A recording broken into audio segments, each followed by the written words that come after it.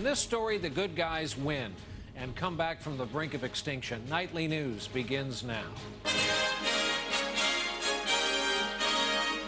From NBC News World Headquarters in New York, this is NBC Nightly News with Brian Williams. Good evening. While a lot of Americans could have told you we've been in a recession for a while, it's another thing to hear it officially, and tonight it is official. We have, in fact, been in a recession for a year. And as this day went on, then came the story of massive layoffs in the banking business, for one. Then the stock market gave way. It fell hard late in the day, down big, 679 and change. It was only the 12th time in U.S. history the Dow has fallen 500 or more points in a day. And sadly, half of those 12 days have been just this year.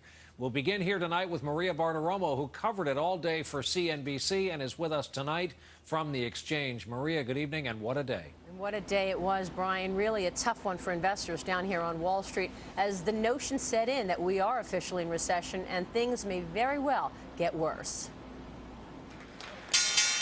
After a rare week of gains, a massive sell-off today spurred by a late admission that the economy has been in recession since last December. I think that we've got a ways to go, that this is going to be probably a deep and long recession. In another sign that the economic downturn continues, J.P. Morgan Chase announcing today it is laying off 9,200 Washington Mutual employees as the two banks merge operations. What am I going to do now? Look for a new job. You know, I get paid through the end of January. Even good news about Black Friday sales wasn't enough to cheer Wall Street. According to a survey by the National Retail Federation, 172 million people shopped this holiday weekend, up 17% from last year. But the crowds thinned out as the weekend progressed, suggesting shoppers were drawn by deep discounts, which may not help retailers' bottom lines. So while it's great that Black Friday started off strong, you want to see that, it's not an indicator about how well the rest of the holiday season will do. Some analysts say all this puts more pressure on Congress and President-elect Barack Obama to act quickly on a stimulus package to get the economy moving again. If nothing is done, we are looking at easily, by far, the worst slump since the 1930s. We're looking at 10 million people at least going below the poverty line. This is nightmarish. Perhaps nightmarish, but the optimists will say that given we have been in recession for a year, starting last December, perhaps we are closer to the end and could emerge soon from it.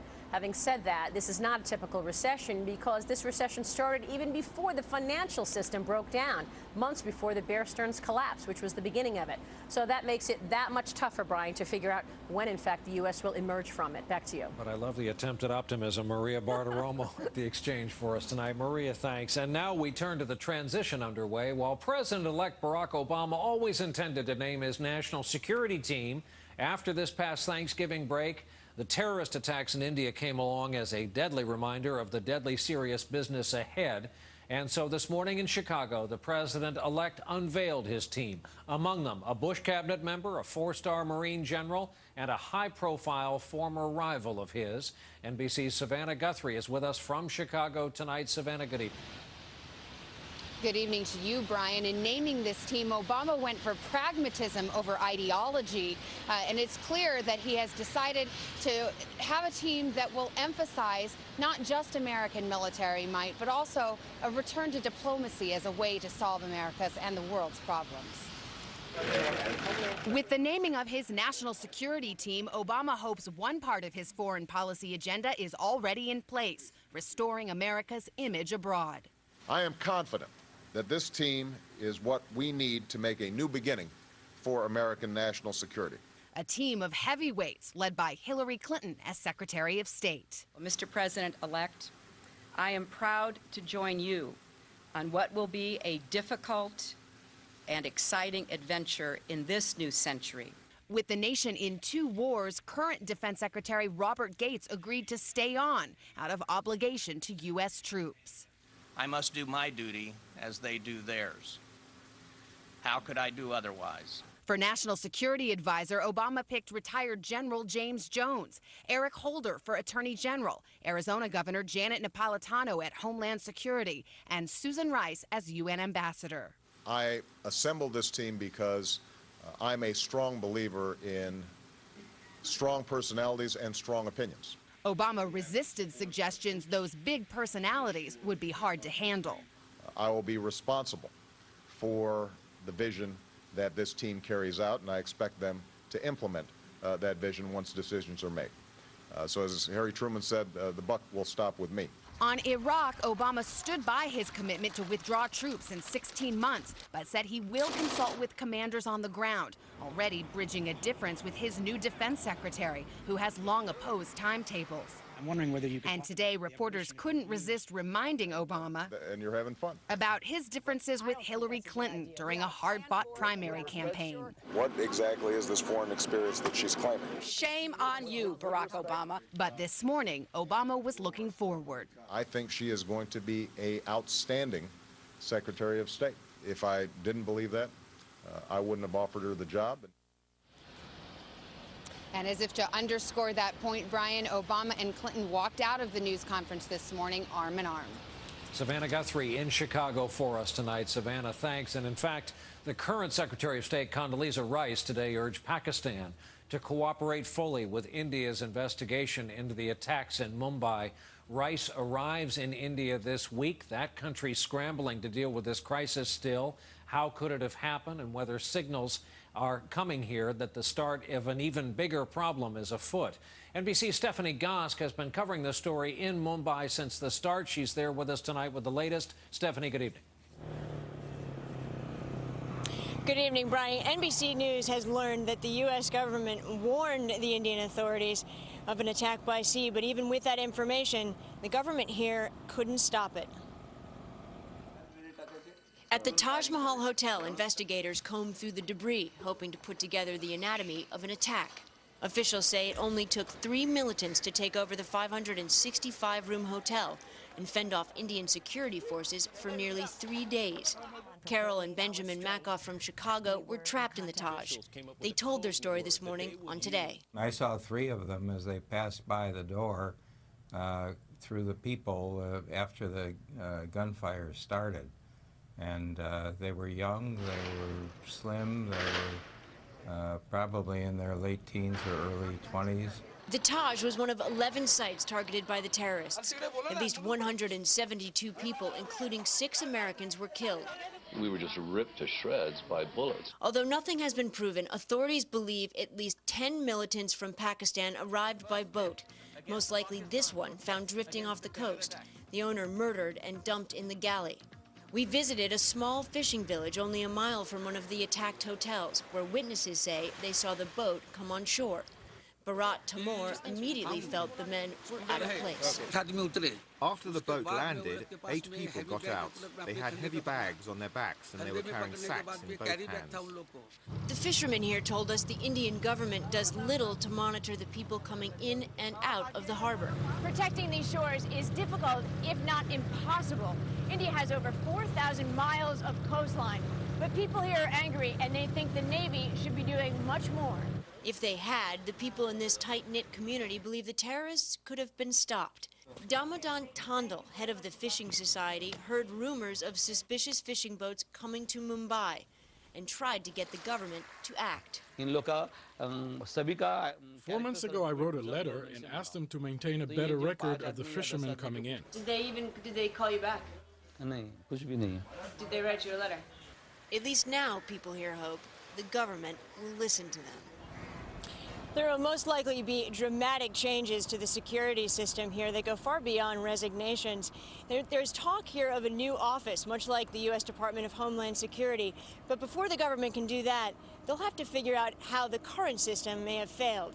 Brian? Stephanie Goss continue to report this story in Mumbai, India tonight. This crisis is being watched closely in the U.S. and around the world. There are concerns that it could trigger new tensions between old rivals, India and Pakistan. The fact that both are nuclear nations is just part of the problem, part of what makes this such a big story. More from our chief foreign affairs correspondent, Andrea Mitchell. Although half a world away, the terror attack set off shockwaves from Washington to Chicago. We cannot tolerate a world in which innocents are being killed by extremists based on twisted ideologies. India, a rapidly growing U.S. trading partner, and Pakistan, geographically a key partner in the war on terror. Two U.S. allies, but blood rivals, both armed with nuclear weapons. Hanging in the balance, a struggling U.S. war in Afghanistan. You have Afghanistan, which is once again being subverted by Taliban and other insurgent groups. And right in the middle of it is Pakistan with a fragile democratic government. Pakistan's Khyber Pass is the route for 75% of the supplies to U.S. and NATO troops in Afghanistan. And since 9/11, Washington has poured more than $11 billion into Pakistan to buy its cooperation in the war on terror. The results? Osama bin Laden is still at large, most likely in Pakistan's untamed territories. And Pakistan is a breeding ground for homegrown terror groups, like the one the U.S. believes attacked India. Not al-Qaeda, but U.S. officials say closely linked, dedicated to fomenting a regional war. The purpose of the Mumbai terrorist attacks was exactly to reignite the old tensions between India and Pakistan, which were beginning to subside. How does that affect the U.S.? Fearing retaliation from India, Pakistan may redeploy 150,000 troops from its Afghan border to its border with India, a huge setback for American efforts to get Pakistan to hunt down al-Qaeda. It's kind of a combination of viper's nest of issues that are very difficult to deal with and all integrated with each other. Nuclear weapons, terror groups, and weak governments, a daunting prospect for any new president. Andrea Mitchell, NBC News, Washington. And when we continue here this Monday night, the women who learned about the health risks that were targeting them and then did something about it. And later, they are now thriving, but it wasn't always that way. Tonight's comeback story. Tomorrow, return to the magic of Narnia. Hail, Aslan! You have returned for a reason. You meant to save us. It's up to us now. Prince Caspian is even better than the first. We have anxiously awaited your return. Oh my gosh, he is so cute. A magical masterpiece. The Chronicles of Narnia, Prince Caspian. The perfect holiday gift. Own it on Disney Blu-ray and DVD tomorrow. Should a man over 50 take the same multivitamin as a woman? I don't think so. One a day men's 50 Plus Advantage. The only complete multivitamin with support for prostate and heart health. Plus more Ginkgo for memory and concentration. From One a Day. The answer's 12, Mom. Mom? When your sinuses are blocked with pressure and congestion, everything seems harder. Rush. Rush.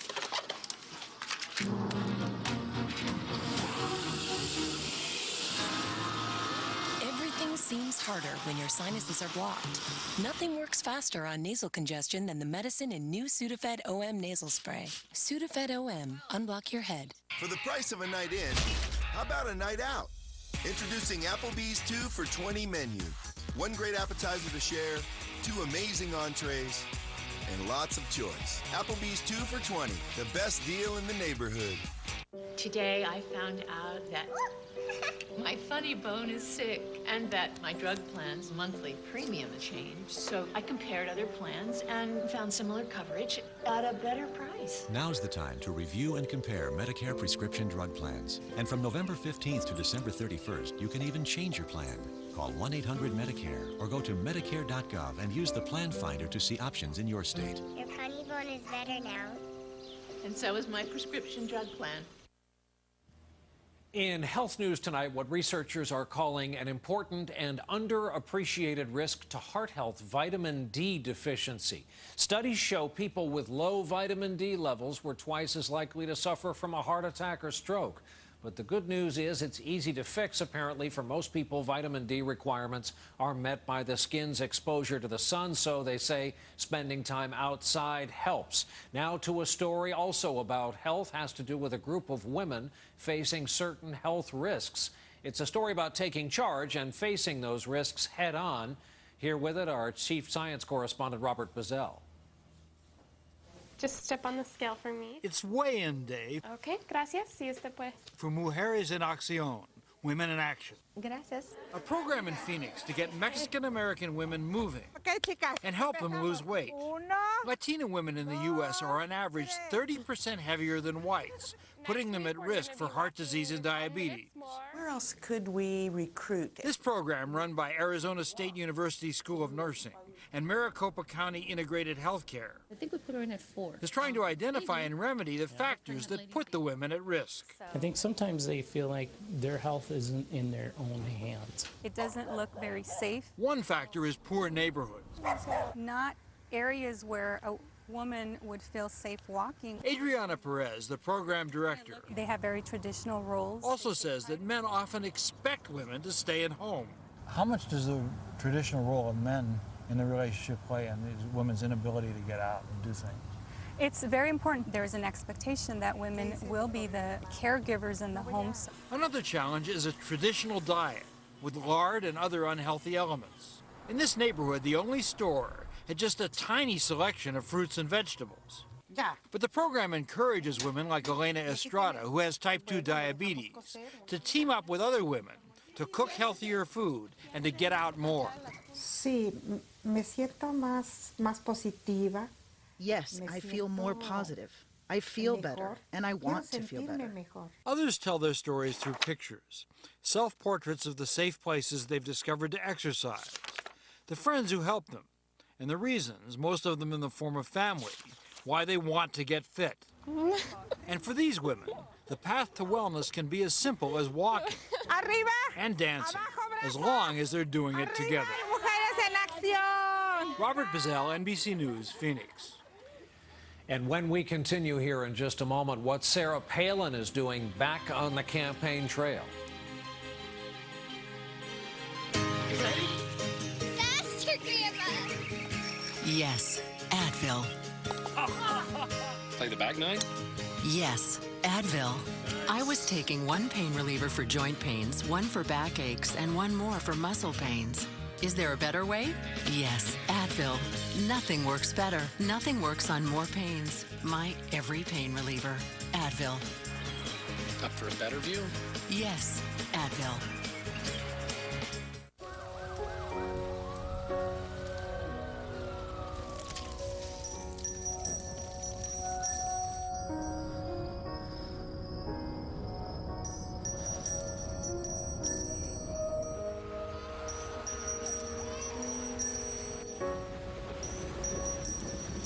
Wherever good can overcome, that is where your contributions to the Salvation Army go. Are you going to the bathroom more than ever? You're not alone. Waking up a lot at night to go. Stopping and starting. Feeling that urgency. You're not alone. Lots of guys get urinary symptoms due to BPH, also called an enlarged prostate. And for many of these guys, prescription Flomax reduces their urinary symptoms due to BPH in 1 week. Only your doctor can tell if you have BPH, not a more serious condition like prostate cancer. Avoid driving or hazardous tasks for 12 hours after your first dose or increase in dose, as a sudden drop in blood pressure may occur, rarely resulting in fainting. If considering cataract surgery, tell your eye surgeon you've taken Flomax. Common side effects are runny nose, dizziness, and decrease in semen. Want to learn more about your urinary symptoms? You're not alone. Talk to your doctor and see if Flomax is right for you. For a free 1-week trial, call 877-4FLOMAX. For many men, Flomax can make a difference in 1 week.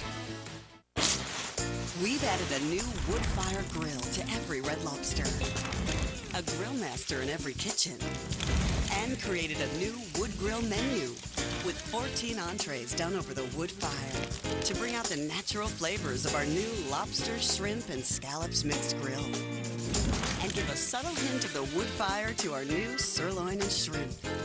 Wood fire grilling, a whole new way to love seafood, now at Red Lobster. We're back now with NBC News In Depth. Tomorrow, the big three Detroit automakers will formally submit their plan to Congress detailing what they would do with the $25 billion federal bailout they're asking for. What most folks remember about their last visit to Washington is that the big three flew in on 3 separate corporate jets. They say this time will be different, as we learned tonight from CNBC's Phil LeBeau. What we're trying to do. When the CEOs of the big three go back to Capitol Hill later this week, they'll tell Congress exactly how a $25 billion bailout will help them get back in the black. and keep them from going bankrupt. While industry experts believe the big three must announce more plant closings and job cuts, auto executives will not say if those are in the works. This is the big deal. This is where now they make an argument to the American people and to Congress. With the United Auto Workers open to possibly changing their contract to help the big three, GM, Ford, and Chrysler will submit detailed business plans outlining what they'll do with bailout billions to turn a profit. That will likely include going green with more fuel-efficient cars and hybrids, cutting or deferring executive pay, and possibly selling some brands. Today, Ford said it will look into shedding Volvo. For a lot of people, whether Volvo's owned by Ford or somebody else, will be transparent. The elimination of a brand is more significant. When Detroit's auto leaders go back to Congress, their biggest challenge may not be about production, but public relations. Winning over lawmakers who see the big three as businesses bloated and out of touch. Their last appearance on the Hill did not help that image. Couldn't you all have downgraded to first class or jet pooled or something to get here? It's even becoming fodder for late-night TV. Please tell us your proposal regarding the aid package. We will request another $25 billion. While good for late-night laughs, there's not much that's funny in Detroit, where Ford, Chrysler, and GM say a bailout is the key to their survival. Phil LeBeau, CNBC, Detroit. Alaska Governor Sarah Palin resurfaced on the campaign trail today, this time campaigning for a Republican in a tight Senate race in Georgia on the eve of a runoff election there. Saxby Chambliss is running against Democrat Jim Martin. If Chambliss, the incumbent, loses, it could tip the Senate balance even further in the Democrats' favor. We have a quick note tonight on this evening's night sky. A rare alignment of Venus, Jupiter, and the crescent moon forming a tight triangle. Thanks, by the way, to our friends at our NBC station in Hartford, WVIT, for grabbing this shot of it tonight. It's only a one-night show. It's best seen early in the evening. Depending on when and where you see it, it can either appear as a smile or a frown. Any way you look at it, this is a rare event in the heavens. Another break. When we come back, a success story that's been a long time coming. If you've had a heart attack caused by a completely blocked artery, another heart attack could be lurking, waiting to strike. A heart attack caused by a clot, one that could be fatal. But Plavix helps save lives. Plavix, taken with other heart medicines, goes beyond what other heart medicines do alone to provide greater protection against heart attack or stroke and even death by helping to keep blood platelets from sticking together and forming clots. Ask your doctor about Plavix, protection that helps save lives. If you have a stomach ulcer or other condition that causes bleeding, you should not use Plavix. When taking Plavix alone or with some other medicines, including aspirin, the risk of bleeding may increase, so tell your doctor before planning surgery. And always talk to your doctor before taking aspirin or other medicines with Plavix, especially if you've had a stroke. If you develop fever or unexplained weakness or confusion, tell your doctor promptly, as these may be signs of a rare but potentially life-threatening condition called TTP, which has been reported rarely, sometimes in less than 2 weeks after starting therapy. Other rare but serious side effects may occur.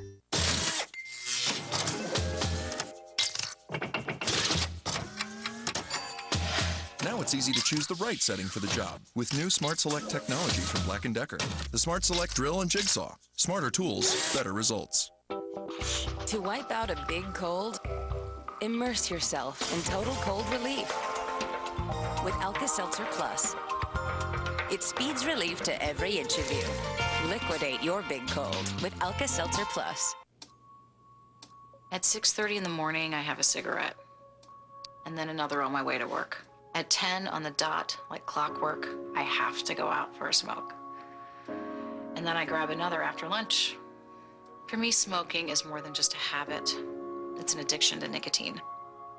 You know, quitting isn't easy. And when willpower isn't enough, it's time to talk to your doctor.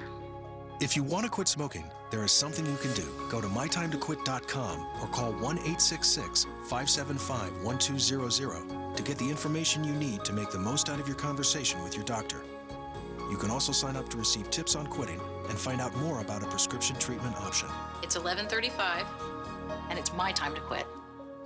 Hi, Katie. Come on. Millions of people have put cigarettes behind them. This year, so could you. Make 2009 your time. Go to mytimetoquit.com or call 1-866-575-1200 now.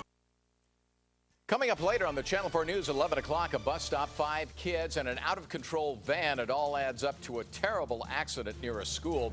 Also, doctors check you out. Is it a cold or the flu? Well, now there's a fast way to know for sure. Plus, have you started your shopping? Guess who spends more, men or women? We'll have the answer and more at 11. The Obama family dog selection process has officially reached a frenzy, and the search for the right puppy has now been immortalized on the cover of the New Yorker magazine. This week's issue just out shows the president-elect interviewing a candidate for the job while aides Rahm Emanuel and David Axelrod look on while the other hopefuls line up outside the door. So far, Obama has said only that the dog must be hypoallergenic and that it cannot be, as he put it, quote, a girly dog. I can only hope our family dog Lucy didn't just hear that. We close the broadcast tonight elsewhere in the animal kingdom with what's being called the fastest recovery of any endangered animal in history. It is on the island of California, the island fox, rather. They weigh about 5 pounds each, no bigger than house cats. They've lived on the isolated Channel Islands of California for thousands of years. Their ranks were almost wiped out until now. Our report tonight from NBC's Mark Mullen. I hope they find food somewhere. What a difference from a decade ago. In 1999, these guys, they had one foot in the grave, so to speak. With only 15 left on an island, you're almost assured of going extinct. California's Channel Island fox. Try to get her back in that pen. On the endangered species list. I got her. And forced into captivity to avoid extinction. We saw a species in just such a short period of time, 4 or 5 years, go to a 95% decline. Once, fish-eating bald eagles kept predators away. Then life changed. Ranchers brought sheep and pigs to the island, uprooting the fox's habitat. Bald eagles then died off, poisoned with the pesticide DDT.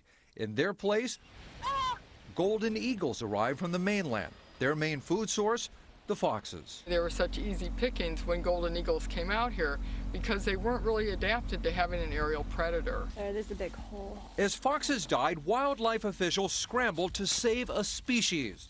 A $5.4 million effort. Scientists restored the island's natural habitat. Livestock was removed, golden eagles, the predators, were relocated, and bald eagles were reintroduced. 2.85. Most importantly, a captive breeding program for the foxes, who proved quite amorous in this romantic setting. Today, just 10 quick years later, there are 650 foxes, and the breeding program is ending. Considered the fastest, most successful rescue ever of any animal on the endangered species list. It's just a return to a balance, and that's why I say it's a sign of hope.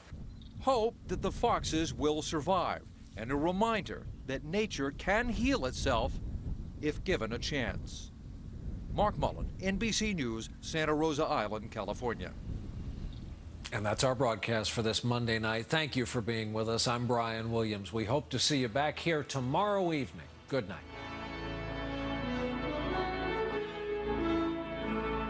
Tomorrow, hidden fees on your bills are costing you plenty. 5 ways to save you money. Managing Today, a special series sponsored by Walmart. Next, CSI's Morg Helgenberger turns 50 and leaves her husband. Then, Madonna and A-Rod together for Thanksgiving. Plus, Britney backstage with Simon. Watch the local news leader, the Channel 4 News at 11 p.m.